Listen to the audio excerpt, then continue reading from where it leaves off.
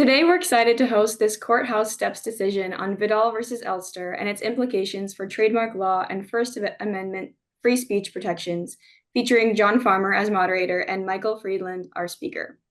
Mr. Farmer is the founder and attorney at Leading Edge Law Group and devotes his practice to intellectual property and technology issues. Most of his cases have taken place in federal court and in trademark trial and appeal board. He has served in numerous leadership positions in the bar, including as chairman of the Trademark Public Advisory Committee of the United States Patent and Trademark Office, and as chairman of the Board of Governors of the Intellectual Property Section of the Virginia State Bar. Mr. Friedland is the founding partner of Friedland Chinfrani in Irvine, California. Mr. Friedland has 3 decades of intellectual property enforcement experience. He has represented clients in more than 200 intellectual property cases in state and federal courts in and throughout the country and before the Trademark Trials and Appeals Board. His practice includes patent, trademark, trade secret, and copyright cases. And if you'd like to learn more about today's speakers, their full bios can be viewed on our website. After our speakers give their opening remarks, we'll turn to the audience for questions. If you have a question, please enter it into the Q&A function at the bottom of your Zoom window, and we will do our best to answer as many as we can. Finally, I'll note that, as always, all expressions of opinion today are those of our guest speakers, not the Federalist Society. With that, Mr. Farmer, thank you for joining us today, and I'll hand things over to you. Thank you very much, Edie. I'm going to put on share screen because I have a few slides to help keep track of what I'm going to say. So let me share my screen, and we should be good to go there. If anyone has a problem seeing that, please alert me. So actually, let's take that off. That's going to be confusing. There we go. All right.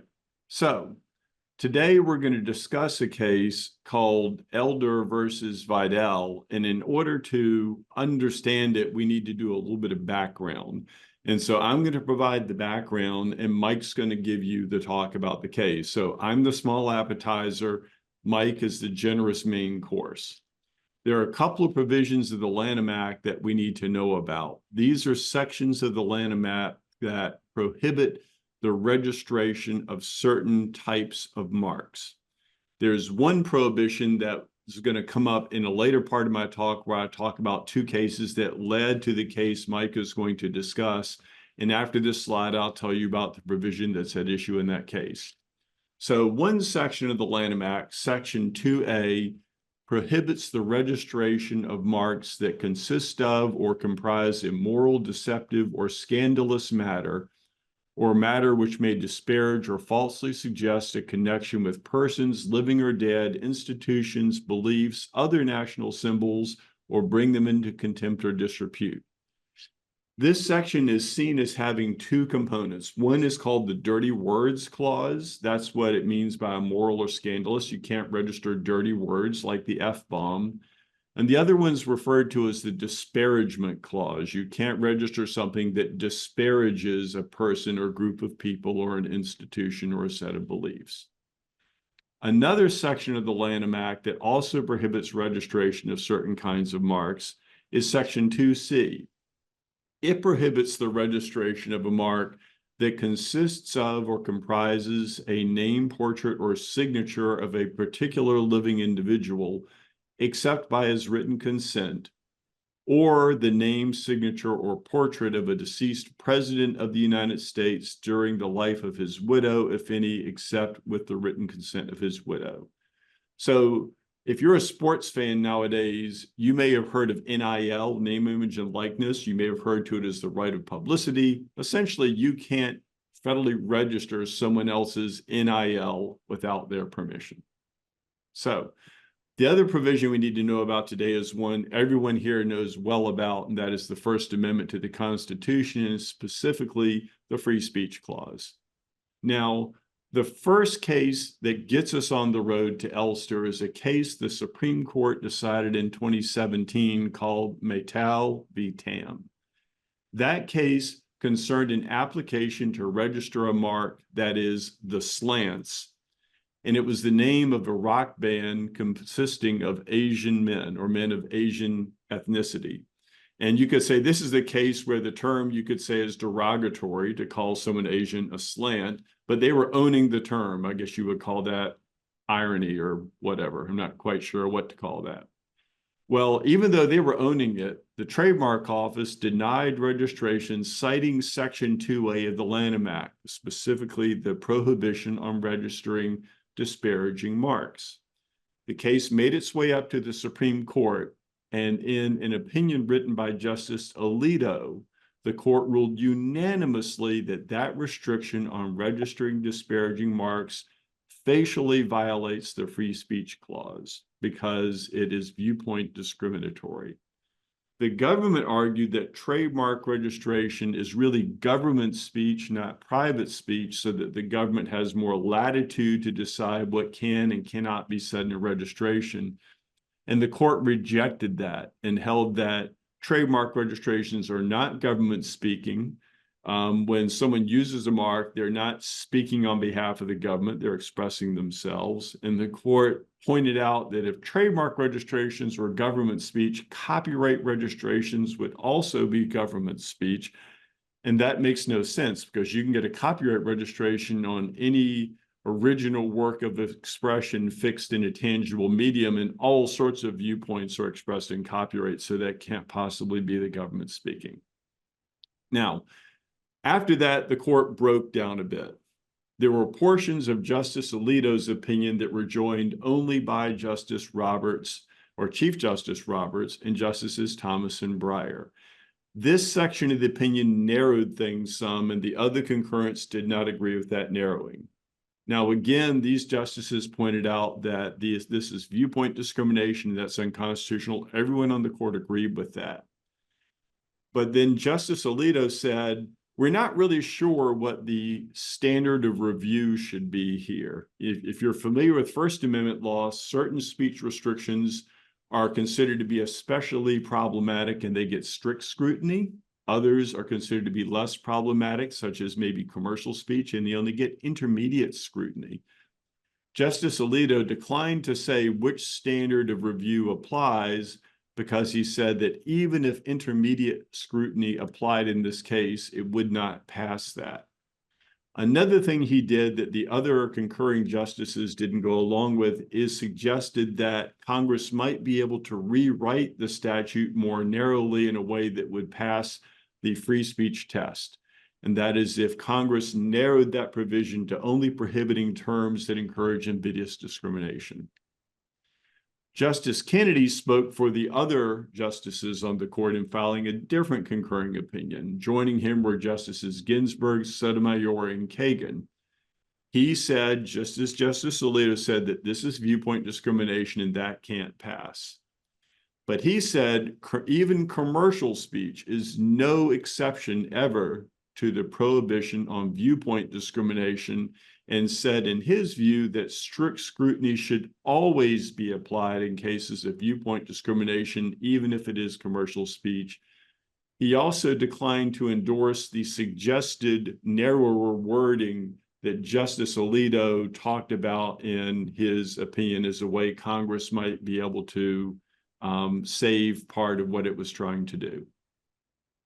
Justice Thomas also filed a concurring opinion, and there he restated his longstanding view that strict scrutiny always should be applied to truthful speech, regardless of whether the speech is commercial. He doesn't buy the commercial, non-commercial dichotomy. All right, the second case, and the only other case I'm going to tell you about that paves the road to the decision Mike will discuss, is Icanu versus Brunetti, which was decided in 2019. This concerned an application to register the mark, cover your ears, children, fucked, for items of clothing, although it was spelled F-U-C-T, but that's the phonetic equivalent of the F-bomb, and under trademarks, phonetic equivalents count as the properly spelled version. And he got denied registration. He appealed it all the way up to the Supreme Court, and the Supreme Court struck down another section of the Lanham Act. This time, what barred registration and what the Supreme Court struck down facially was the restriction on registering marks constituting immoral or scandalous words. We call this the dirty words clause. So the dirty words clause fell away here, just as the disparaging terms clause fell away in the previous case. This time, the justices were even a little more fractured. It was a 6-3 decision. The majority opinion was written by Justice Kagan and joined by Justices Thomas, Ginsburg, Alito, Gorsuch, and Kavanaugh. They said this prohibition on registering immoral and scandalous terms is viewpoint discrimination, just like in TAM. So just like in TAM, it must fail. And the government had tried to argue a narrowed interpretation of those words to save that ban from being unconstitutional. And this group of justices said that that's not possible. The language of the statute does not bear making such a limiting interpretation. There are a bunch of additional opinions there. I won't break them all down, but you'll get the flavor of things. Justice Alito filed a concurrence that emphasized that viewpoint discrimination always violates the free speech clause. He once again returned to the idea of suggesting to Congress how it could save the situation. He pointed out, or he felt, that the Congress might be able to ban registering vulgar marks, and that such a term would not get into the expression of ideas one way or the other, so that might pass constitutional scrutiny. So that's similar to the suggestion of narrowing in the TAM decision. There were 3 justices, or 3 separate opinions, one by Chief Justice Roberts, one by Justice Breyer, one by Justice Sotomayor, that Justice Breyer joined, that concurred in part and dissented in part, and mainly it was how much you might be able to reinterpret the statute. All 3 of these justices in their very concurrences said that immoral cannot be construed narrowly enough to be constitutional, because remember, the prohibition is not technically dirty words, it's immoral and scandalous terms. But they said scandalous could be construed sufficiently narrowly to be constitutional. They argued it could be construed to attack only obscene, vulgar, and profane statements. Now, remember, the majority said there's no way you can interpret this in a way, or narrow the interpretation in a way that's constitutional, because that would be reading too much into the statute. So at the end of the day, ultimately, all the justices agreed that this was viewpoint discrimination, that viewpoint discrimination is unlawful, but they disagreed as to whether a saving interpretation might be possible. All right, before I turn things over to Mike, I want to point out I've got 3 more slides. On this slide and the next slide, there's some other sections of the Lanham Act that bar registering marks because of what they consist of. And the 2 decisions I told you about, and the one decision that Mike's going to mention, are going to raise the question of whether some of these other prohibitions might also be unconstitutional under the free speech clause. I'm not suggesting they are, although there's a lot of commentary about one of them. For example, Section 2B of the Lanham Act prohibits the registration essentially of flags and coats of arms and municipal logos, or those of any foreign country in addition to those of the United States or a municipality. There's another section, and this is the one that gets a lot of chatter, is one that prohibits the registration of a mark that would dilute a famous mark. It also prohibits use of a mark that would dilute a famous mark. Under trademarks, if your trademark is not a household word like Coca-Cola, then the only protection you receive is against infringement, which is someone else, a junior user, using a same or similar mark for the same or similar goods or services. That's infringement. If you have a famous mark, in other words, it's a household word, then you receive additional protection. You get protection from dilution by tarnishment and dilution by blurring. Dilution by tarnishment is where someone takes your famous mark and uses it on something controversial like porn or alcohol or drugs or tobacco or firearms, like Mercedes rolling papers, for example. That's something you can't register. You also can't register a mark when it blurs a famous mark. And this means when you take a famous mark that's only been used for what that manufacturer uses it for, and you put it on something unrelated. And the idea is by putting it on something unrelated where it wouldn't be a trademark infringement because it's unrelated, you're destroying the singular association between that mark and the particular goods, like if you make Coca-Cola socket wrenches. There's a lot of discussion in the academic literature as to whether that dilution prohibition is especially vulnerable to a free speech challenge. There are some other restrictions on registration. I'm going to gloss over these quickly because they're rather lengthy to read. There's a restriction on keeping a certification mark registered. A certification mark is like a good housekeeping seal of approval. It's when you certify others as meeting certain standards. There is a basis for canceling registrations if they misrepresent the source of the goods or services. It's hard for me to see that one, notwithstanding a First Amendment challenge. And similarly, there's another section that prohibits a laundry list of no-nos with marks, such as marks that are merely descriptive, deceptively misdescriptive, primarily geographically misdescriptive, primarily geographically deceptively misdescriptive, registering surnames, and anything that's functional. In other words, it's not a mark. I know there's a lot of gobbledygook. Just take that as knowledge that there's a laundry list of other sort of categorical rules against registering certain kinds of marks. The last thing I want to leave you with before I hand things over to Mike, and this is my last slide, is that getting past these hurdles is not enough to get a trademark registration. If something does not function as a mark, it can't be a mark and it can't be registered as a mark. One thing you should know is that trademark registration does not create trademark rights. It only strengthens rights that are created by using a mark out in the real world. Like if I open a hot dog stand called Farmer's Famous Franks, I have a common law trademark to that from the minute I start doing business, but it's limited to the geographical area I serve. I can strengthen those rights by federally registering them. When you go to federally register anything, one of the first questions the trademark office asks is, does this thing you're seeking to register actually function as a trademark? To function as a trademark, it's supposed to signify the origin of the goods or the provider of the services. It's really a consumer protection law so that consumers can see the mark and say, oh, I know who made that, or I know who provides that service. I know their reputation for quality. I can make my buy or no buy decision based upon that. And so if something doesn't perform that source signaling function, it's not a mark. And so, for example, the trademark office frequently will shoot down applications for terms that are actually just merely ornamental things, like a phrase that might go on a t-shirt, and that's going to come up today. Or it might just be a merely informational phrase. It might be a commonplace message. None of those things really function as trademarks.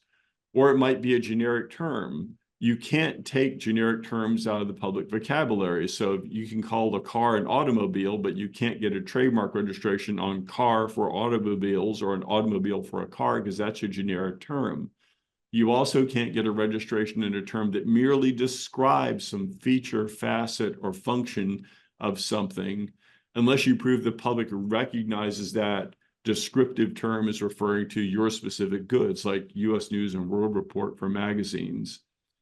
Lastly, you can't register anything, even despite the names clause that Mike's about to tell you about, the 2C prohibition on registering someone's name. You can't ever register something if it falsely suggests an association with, sponsorship by, or approval of the person or entity referenced. So the sum of the slide is that there are all sorts of things that might stop something from being registered other than the 2C bar that we're going to discuss today and the bar on dirty words and derogatory terms. So that's all I have. I will turn things over to you now, Mike. And we may have had one question come in. I'm not certain. I see one in Q&A. Let's take that one. That one's great. Let's take that one after. So thanks so much, John. I really appreciate that. That was a nice overview. The other thing that hadn't occurred to me at all until you mentioned it, that you might get a registration for, I think you said hot dogs, is, of course, as someone who grew up in the Southern California area, being a Dodgers fan, we all grew up hearing Vin Scully describe his favorite hot dogs, Farmer John hot dogs, the official hot dog Dodger baseball. So this case is Vidal v. Elster, and it starts with a debate between Donald Trump and other Republican candidates for the nomination for president.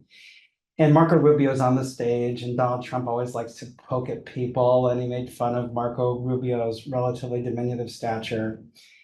And Marco then responded by making fun of Donald Trump, what Marco said were Donald Trump's relatively small hands.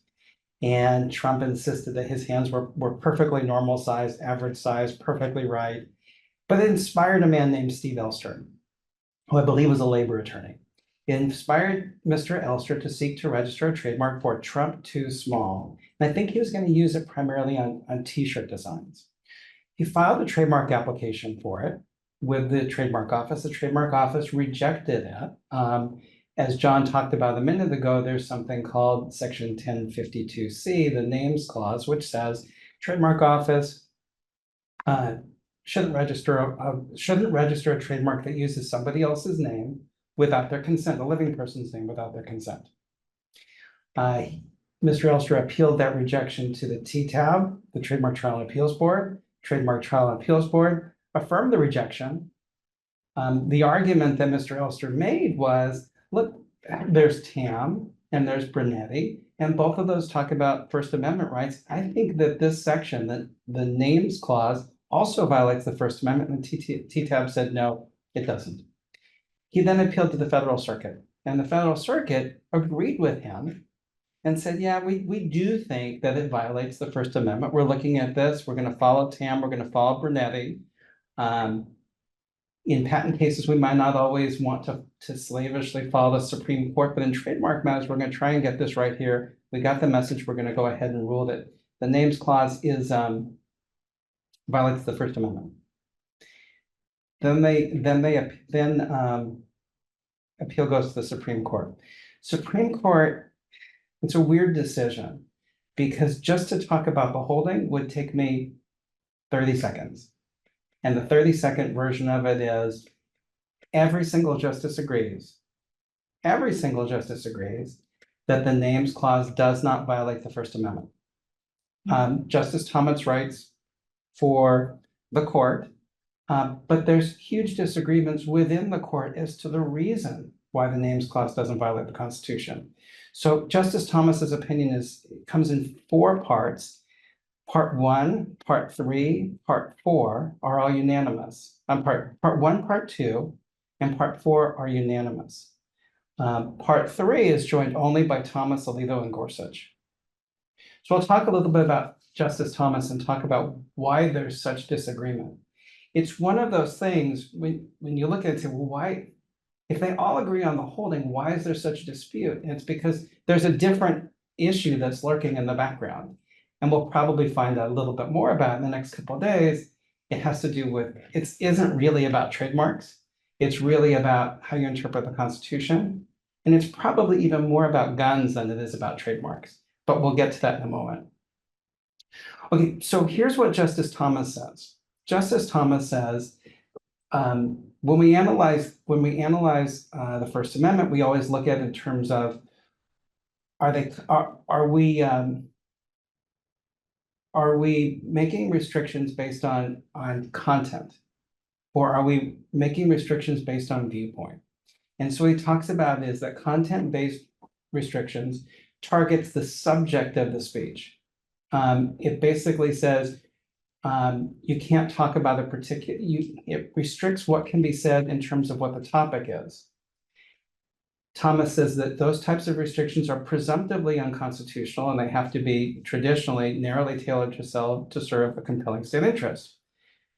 Viewpoint discrimination is also unconstitutional presumptively, but it's even more egregious. And viewpoint discrimination is where the government says, not only are we going to restrict in some manner what topics you can discuss, but what views there are. And just to kind of think about it, where government might do this, government might have a forum where they say, we're all going to discuss sustainable energy. And so it's permissible probably to say, anyone who grabs the podium, this is what we're going to be talking about today. That would be content discrimination. Viewpoint discrimination would be if the government said, we're going to talk about sustainable energy and we're only going to allow people to speak if they're speaking in favor of our preferred viewpoint. So both of those are subject traditionally to heightened scrutiny, but with viewpoint discrimination, the potential for violation of the First Amendment is even more blatant. So Thomas talks about TAM, he talks about Brunetti, and said in the last two cases we had for trademarks, we both found that the restrictions violate the First Amendment. He then gets to the names clause and he says, okay, the names clause itself, that's definitely viewpoint neutral. What they're carving out is a particular area of content, basically use of somebody's names, but we don't care what view is being expressed. You can't use somebody else's name without their permission. Elster had made the argument that even though on its face, the restriction wasn't a viewpoint restriction, in reality it was. And his argument was that by requiring you to get consent to use somebody else's name, you're inherently supporting a viewpoint. Because if I wanted to get President Trump's approval for the use of the trademark, he is absolutely not going to approve a derogatory use of his name, but he might approve a flattering interpretation, a flattering trademark that's using his name. And the court dismissed that and says, no, that's nothing to do with the statute. There's lots of uses of his name, but he would still reject. The owner of a name, but the person can reject the use of his name for any reason at all or no reason at all. So it's not viewpoint based, but it is content based. And so then Justice Thomas in the court says, we need to have some type of analysis for that. He starts with a proposition that trademark law has always coexisted with the First Amendment. And the restrictions have always necessarily been content-based. He goes back to the history. He talks about the history of trademark law in the United States. It was heritage from England. For 100 years, it was all creature of state law. There was no federal trademark law even until 1870. And when he gets to the law of 1870, he recounts that even that 1870 law had content-based restrictions. For example, the trademark can't merely be a person's name, and it can't be merely a geographical name. He then goes to 1946 when the Lanham Act was passed and says that that also contained content-based restrictions, including the restriction against registering marks that are confusingly similar. And that does necessarily require looking at the content of something. So Justice Thomas says that history confirms that trademarks have always been content-based. They've always had to be content-based in order to prevent confusion. So heightened scrutiny probably isn't the right way to examine this. So Justice Thomas says, look, when we're evaluating a solely content-based trademark restriction, we're going to need to look at history and tradition. He talks about the Lanham Act's deep roots in legal tradition, going all the way back to the law that we inherited from England, cases from the 1800s, cases from the 1900s, cases from the 20th century as well, and says that there is this very long history of having regulations that have something to do with somebody's name, either prohibiting somebody else's use of somebody else's name, prohibiting just your own name. There's always been content regulation. And all of that is consistent with the trademark law's purpose, which is to prevent confusion and make it clear who the source, what the source of goods are, who's actually providing those goods. He also says that there can't be an argument that the First Amendment gives somebody the right to, he says the word piggyback, to piggyback off of another person's name. So Justice Thomas concludes that the tradition of restricting trademark of names has coexisted with the First Amendment, and the names clause fits well within that tradition. Okay, so that section is unanimous. The next section of Justice Thomas' opinion consists largely of criticism of Justice Barrett's concurrence and Justice Sotomayor's concurrence. It's relatively short, and I'll address that a little bit later. Part 4's decision is also unanimous, and that's one where he really has the holding. Well, it's the entire court holding because everyone joined in it. He says our decision today is very narrow. He admits that there's not a comprehensive framework for judging whether all content-based but viewpoint-neutral trademark restrictions are constitutional. And he also doesn't say that even though he uses history and tradition to determine that this particular one is constitutional, he's not saying that history and tradition would need to be used to uphold every content-based trademark restriction. He says, all we're holding today is that history and tradition establishes that the names clause doesn't violate the First Amendment. And then finally, he says, at a later date, we might find a restriction where there isn't history and tradition that's going to establish one way or another whether or not the trademark, whether or not the restriction violates the First Amendment. And at that point, we might have to figure out a different way to do it. So that's what he does. Kavanaugh writes his own concurrence. It's joined by Roberts, and basically it's just a paragraph that says, we concur in everything except the section that criticizes Justice Barrett and Justice Sotomayor. So that's the entirety of Kavanaugh and Roberts. Justice Barrett writes a concurrence that's interesting. So she joins, of course, in the holding, as everyone does, but she attacks history and tradition. She says that the analysis based on history and tradition is wrong twice over. And you'll probably hear that phrase if you haven't read it already, because it's fairly strong. It's wrong twice over. She says it's wrong first because Justice Thomas's historical recitation doesn't really support his argument, that the cases that Justice Thomas cites don't actually relate to a prohibition on using somebody else's name. A lot of them refer to prohibition on using their own name. So that's the first question. That's the first criticism she has. The second one is, she says Justice Thomas never explains why, quote, hunting for historical forebears on a restriction by restriction basis is the right way to analyze a constitutional question. She says that there needs to be a standard that's grounded in the relationship between trademark and the First Amendment. And what she would propose is a standard that says content-based restrictions are okay in the trademark context, as long as they're reasonable in light of the purpose of trademark law, which is to facilitate source identification.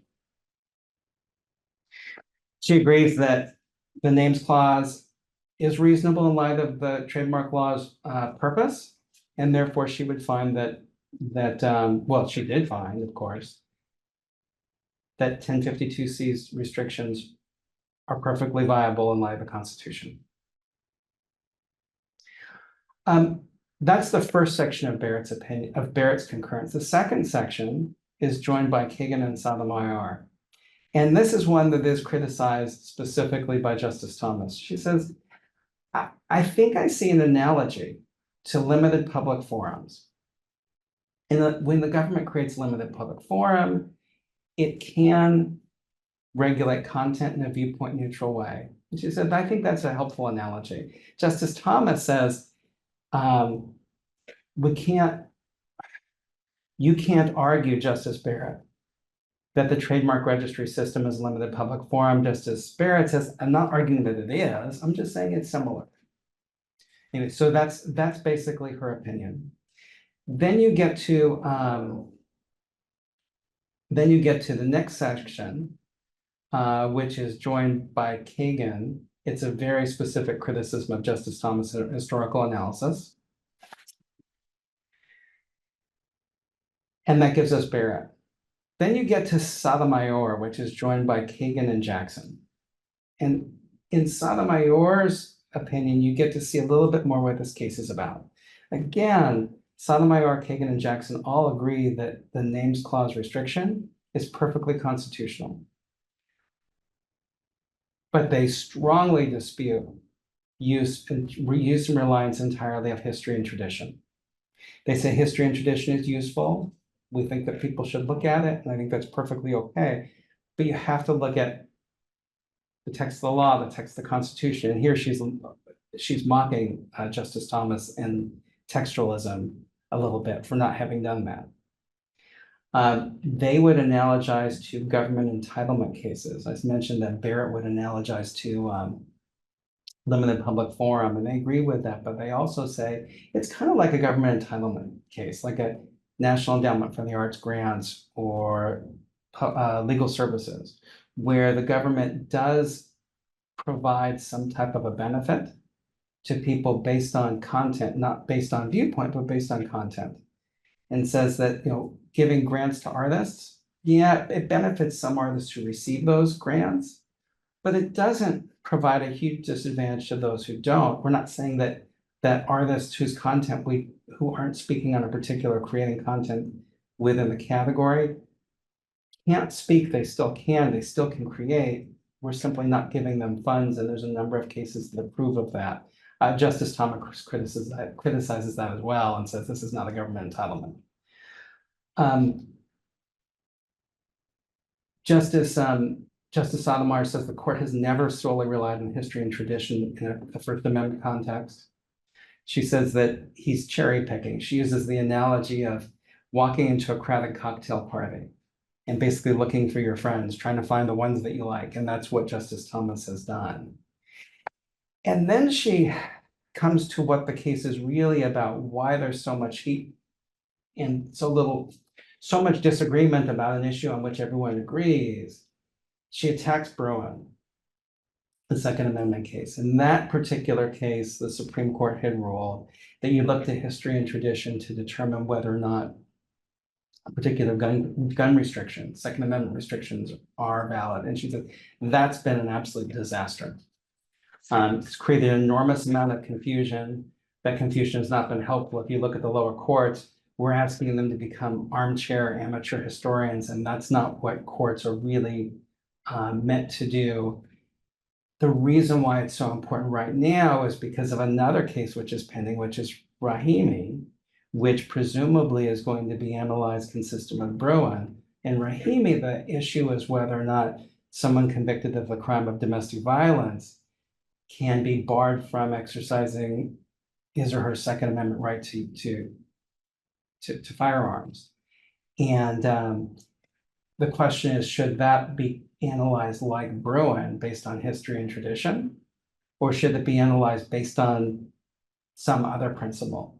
And this argument, all of this really is previewing Rahimi. That's what Sotomayor discusses. And there's speculation too, because of Barrett appeared a little bit skeptical of Rahimi in oral arguments, that this is previewing where Barrett's going to come out on Rahimi, or that she's struggling a bit with using history and tradition as she did in Bruin. She did concur in Bruin at the time. And so that's the very detailed discussion of 57 pages of Supreme Court justices arguing about something on which they all agree 100%, that Section 1052C, use of somebody else's name without their consent, is perfectly constitutional under the First Amendment. All right, Mike. We've gotten some questions. I've read 3 of them. The 4th one just came in. I think that the first 2 questions are by the same person. I think the first one's probably better addressed by me, and the second one looks like it's more aimed at you, and the third also. So I'll start just by reading them. And if we have time left over, I realize that we're about 39 minutes in. If we can get it in under an hour, there's some other things you and I might want to discuss, but we'll see how it goes. The first question we received says this: the premise of this line of cases is strange. And this was asked during my talk.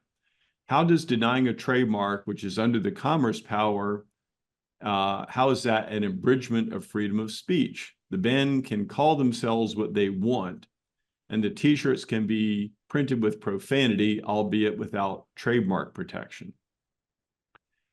Well, I think the answer there is that even if Congress is regulating through its commerce power, which it is in the case of trademarks, it still doesn't permit the Congress to abridge the freedom of speech by using the commerce power. The questioner correctly points out that originally trademark regulation was not done with regard to the limits of the commerce power. And someone challenged that. I think it was in a court case. And that led to a writing of the law that regulates things through the commerce power. And as a matter of fact, under the Lanham Act, in order to prove usage of a mark, which is a necessary prerequisite to achieving mark registration, you have to aver that you have used the mark in commerce, although that's interpreted to be very broadly. But to answer the question, even if you go through that, that doesn't create a vehicle for abridging freedom of speech. So hopefully that answers your question. And that was just to comment on a little bit, that came up in oral argument, and that came up in the opinion too, which is in no way does the denial of the registration mean that he can't make as many t-shirts as he wants to that say Trump too small. All that's at stake is not only can he do it, but other people can do it as well. If he got registration, he could have prevented other people. He could have had a monopoly on use of the phrase Trump too small. This way actually facilitates speech. And then that was I think it was a comment by Sotomayor at oral argument, and then that made it into her opinion as well. You know, I'm going to pull out a thread there, and that is many times people say, including Supreme Court justices, that all that issue is here is registration. Nothing is going to stop someone from using the mark in the real world. First, just a small thing. You can sue someone, I know you know this, Mike, but the audience may not. You can sue someone for infringement of common law rights and do so under the Lanham Act and do it in federal court. So registration is not a prerequisite to suing for infringement. What was my other point there? I was having a blank. Darn it. It just totally slipped me. Oh, well, I'll come back to it. All right, let's just ask the other question. I know that content discrimination is in most contexts treated as viewpoint discrimination, but with less than strict scrutiny, would not profanity constitute content discrimination without viewpoint discrimination? Mike, I think that question is the heart of what you're looking at in your opinion. So you might talk about how the court distinguished between content discrimination and viewpoint discrimination. And this question probably came in before you hit that part of your first talk. Yeah, and I think the way that they deal with it is if there were a uniform definition of profanity and there weren't a subjective aspect to it, I think that point would be correct. And I think that the way that the Supreme Court looked at it, particularly in Brunetti, is you're asking the trademark office to decide whether or not a particular statement is scandalous or profane, and that requires viewpoint. Some people might find FUCT profane and some people might not. And that's something that changes. So I think that's why how the Supreme Court makes that distinction. But I don't know if John, if you agree with that. Yeah, no, I agree. I agree. Oh, and I just recovered from my brain lapse earlier. The point I was going to make earlier is that many courts say that there's nothing about denying registration that really restricts the freedom of speech, because you can still use the mark on a common law basis and you can still sell the t-shirts you want to sell. And if it is indeed a mark, and I touched on that earlier, I take some issue with that statement. I once tried to catalog all of the advantages that come from federal mark registration. I came up with, I think, 26 separate things. As a matter of fact, I made a list of them one time. And if you look at the totality of that list, denying someone federal mark registration is really disabling in many contexts because of the privileges that are given to mark registrations. For example, nowadays, whether or not you have a mark registration may determine whether you can sell on Amazon or whether you can keep someone else from selling under the same brand on Amazon due to the Amazon brand registry. So that can be a life or death distinction for a business as to whether you're going to be able to, continue in business putting your products out there. And so I often think that jurists who comment that this really doesn't keep you from using the mark don't fully appreciate the full power of a mark registration and all the things it can do for you. All right, let's go on to another question. Mike, when this was expressly addressed to you, I'm happy to help out if you want. Someone said, oh, we've got a fifth question now. Says, Mike, can you explain the difference between a mark that is a symbol, like the Mercedes three-pointed logo, and the name Mercedes spelled out? And then the person asks, if you can have Mercedes tacos, can you have Mercedes golf carts? I think there are really two different questions in there. So I'll let you take your swing at that. So for trademark purposes, there really, from my perspective, there really isn't a significant difference if I'm enforcing a trademark or defending against one. If that name Mercedes has established meaning to consumers, I feel really good about being able to enforce it, and I feel really uncomfortable about defending against it if its use would be confusingly similar. And I feel the same about the logo. If the logo has what we call in trademark law secondary meaning, I feel that they should be treated relatively the same. In terms of Mercedes tacos, Mercedes golf carts, it's really going to come down to, in trademark law, the question of whether or not it's confusingly similar. The way that it's analyzed in different circuits is pretty much the same. At the trademark office, it's under a case called DuPont, and they consider about 10 factors. In the Ninth Circuit, where I primarily practice, it's the sleek craft factors, which is about the same number. It's 9 factors. And relevant to tacos and golf carts, courts will look at how related the goods are. So with consumers, if they see Mercedes tacos, are they likely to, for a moment, to think, I wonder if that's related to the car company? And so in the context of just straight trademark infringement, probably a court or a jury would say, no one's going to get confused and think that the Mercedes-Benz Motor Corporation, that Daimler-Benz is making tacos today. Golf carts, on the other hand, probably, and this would be a factual question that people would have to address. If I heard Mercedes golf carts, I might think that Daimler-Benz has gone into the golf cart business because golf carts are so related to cars. I think that's how it would be analyzed. Yeah. To add a couple of things to that, I know you know this, Mike, but it may have been buried in the question. You can have a trademark on a symbol just like you can a word, and they both can be marks as long as they signify the source of the goods or services. So the three-pointed star is a mark just as much as the word Mercedes is a mark.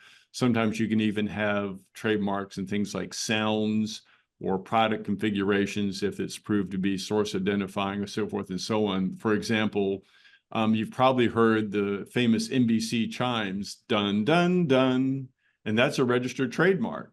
And the trivia fact is that those notes are actually the notes on the keyboard GEC, and it stands for General Electric Company, which used to be the owner of that broadcast service. So a little bit of trivia there.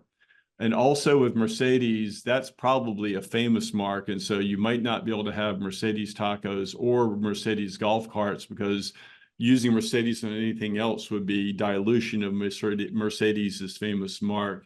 In this case, blurring, because it's not a scandalous product, tacos or golf carts. It just weakens the distinguishing power of having Mercedes refer only to cars.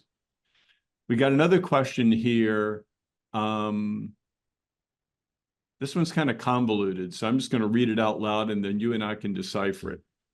The questioner asks, and Mike, I think this is addressed to you. At least I'll read it and you take the first swing at it. Do you read the opinion as 1, treating trademark law differently?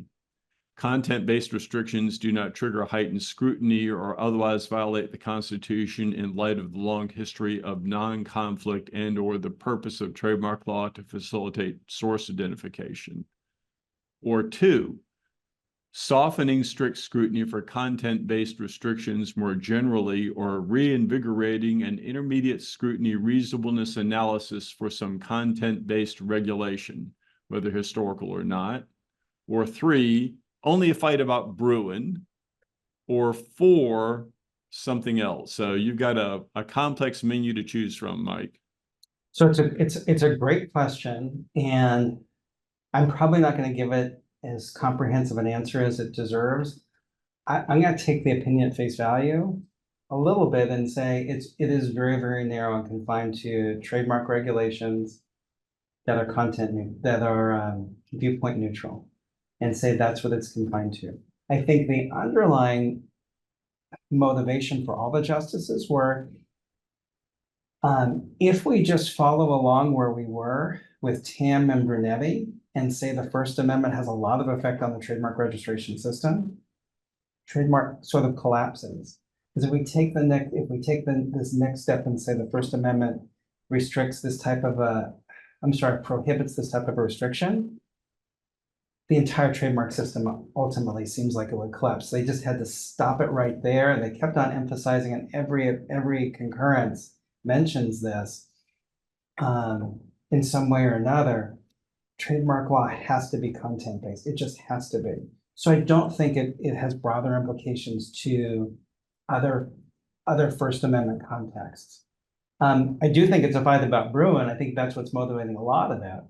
But I really think that here it was 9 justices on the main issue. They all agreed, if we're going to have trademark law at all, we have to do content-based regulation. We have to. Right. We have 2 other questions. I'm going to take them in reverse order. I'm going to take the first, and Mike, I'll give you the second. Someone asks, do you really think that the Marquette issue, which is Trump too small, was capable of identifying the source of the product rather than falling into the line of cases that have taken issue with mere ornamentation on t-shirts? And the answer is no, I don't think it was capable of identifying the source at issue. And I think ultimately trademark registration would have been denied on that basis if the case had made it further down the line, if Section 2C didn't kill it. And this emphasizes something I brought up earlier. This happens all the time. There'll be some trending phrase or idea or meme or something out there, and people will rush to the trademark office and they think, oh, here's how I'm going to get rich. I'm going to go apply for a trademark registration on this, and then I'm going to own it, and I can sell whatever on it. But most importantly, I can stop everyone else from selling something on it and make them pay me royalties if they want to do so. And that's my plan to riches. And for a lot of reasons, that just doesn't work. Like here, the Trump too small, I think a specimen may have been filed. I'm not certain. I saw someone do a screen cap of a picture of the t-shirt, and it's just displayed on a t-shirt. And on the back, it said something like Trump and his policies are diminutive, and it lists 5 or 6 things that they claim are wrong with his policies. No one's going to look at that t-shirt and say, oh, Trump too small is an entity and that made the t-shirt. No, it's the expression on it. And so, sometimes with these things, when the application is first filed, there's not enough of a basis for the office to say, you're not using this as a mark, you're using it as speech. They have to wait until they see your specimen, which is your proof of use, to see how it's actually used. And then they say, oh, you're only using this in an ornamental or speech way. You're not using it as a source identifier, and they shoot you down at that stage. You have any comment on that before I read the next question?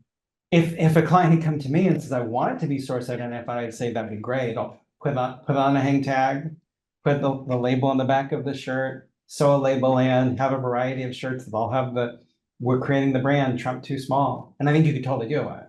But the way he was doing it, John's 100% right. Very, very, very skeptical that it would actually be source identifying. It looks like it was just decorative. And to go down a bit of a rabbit hole there in trademark law, there are certain types of marks that the trademark office will say, even if you use it as a mark, we won't accept it as a mark. So there are these things called commonplace phrases. And if you can show that the phrase that someone seeks to claim as a mark is actually a commonplace phrase, the trademark office has claimed the power to shoot you down. And even if you use it right, like you put it on hand tags or labels, it can still deny you trademark registration protection. And that's actually a little bit controversial, but that's not First Amendment controversial. That's just nuts and bolts trademark law. Mike, someone else asks a short question here, and this relates to the Elster decision. It says, so what was Justice Thomas's counter argument against Justice Sotomayor's argument? I don't know what specific Sotomayor argument is being referenced, but you might be able to intuit that. No, I think I do, because I was looking, I kept going back to look at it again and see how did Justice Thomas counter what I thought was Sotomayor's most interesting argument, which is it's illegitimate just to rely on history and tradition.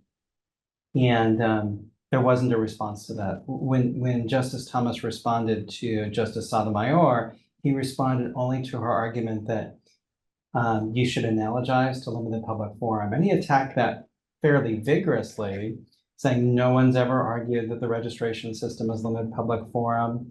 The government has previously taken the position, the Solicitor General had previously taken the position in, I think, either Brunetti or Tam, that it's not a limited public forum. So Justice Thomas really confronted that aspect of it, but never really responded to the criticism of relying solely on history and tradition.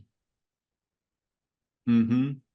But we might find out more tomorrow on history and tradition, or Friday, when Brahimi comes out.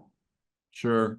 If it comes out next We've got about 4 minutes left. We have one more question. It's a let me just throw it out there. We'll see if we can address it quickly. The person writes, in copyright law, the Supreme Court has held that traditional contours of the law generally make it consistent with the First Amendment. I don't know anything about that one way or the other. That's my comment. One of those contours is the idea-expression dichotomy, under which individual words or names are not per se copyrightable. If the uncopyrightability of names is part of the reason the overall law is consistent with the First Amendment and copyright, why is a similar prohibition in trademark law so complicated? You want to take a swing at that, or you want me to? Yeah, no, I can address it. So when I think of copyrightability and First Amendment, I think of fair use. And right, the idea expression dichotomy, I think is relevant. I think fair use is also relevant. And in the trademark context, fair use is also respected, which would be consistent with the First Amendment and the trademark statute, even in the context of dilution and blurring, which is, to me, dilution by tarnishment is questionable in light of this decision. But even in the statute, it talks about fair use, which is a First Amendment type right, which is the right to use somebody else's trademark for criticism and parody and things like that. So that's still protected. For copyright, at least with regard to the use of names, I had always understood, and John, I'm sure you can correct me if I'm wrong, that a name by itself isn't copyrightable subject matter because it doesn't involve sufficient originality or creativity. Yes. But that's where I was going to go with that, is that there are all sorts of restrictions on copyright that are not speech restrictions. They don't make it through the filter of an original work of expression, because the questioner correctly points out the idea expression dichotomy. That is, if you get a copyright registration on something, it doesn't protect the ideas expressed therein. It protects the particular ways in which they're expressed. And someone else is at liberty, without infringing upon your copyright, to express the exact same idea in different words and not infringe upon your copyright at all. All right. So I'll thank you, John, for being such a terrific moderator and the terrific discussion of Tam and Brunetti and answers to questions. I'll thank the Federalist Society. Thank you, Edith, for organizing this and arranging this. Ditto to all that. Mike, thanks for doing the heavy lifting by doing the opinion. And thank you so much on behalf of the Federalist Society for the benefit of your time and expertise today. And thank you, audience, for joining us as well. We appreciate your participation. Check out our website or social media to stay up to date with announcements. And thank you again. We're adjourned.